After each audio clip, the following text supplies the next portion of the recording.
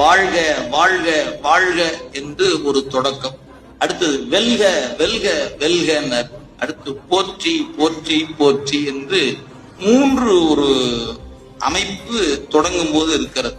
நீங்க அதை நன்கு உற்று நோக்கினால் 6 முறை வாழ்க, 5 முறை வெல்க, 8 முறை போற்றின்னு சொல்லியிருக்கிறார். இந்த 6, 5, 8 திருவாசகம் 658 பாட்டு. எளிமையான ஒரு குறிப்பு, 658 பாடல் அப்படின்னு நினைவில் வைத்துக் கொள்வதற்கு. சரி, இந்த 8ஆம் திருமுறை என்பது திருவாசகத்துல 658 பாடலும் திருக்கோவையால 400 பாட்டு இருக்குது. ரெண்டு சேர்ந்துதான் 8ஆம் திருமுறை என்று சொல்லப்பெறுகிற நூலாக இருப்பது. ரெண்டையும் முதல் சொல்லையும் கடைசி சொல்லையும் கூட்டி வச்சு பார்த்தீங்கன்னா ஒரு நுட்பம் இருக்கிறது. இதுல முதல் சொல் நமச்சிவாய வாழ்க.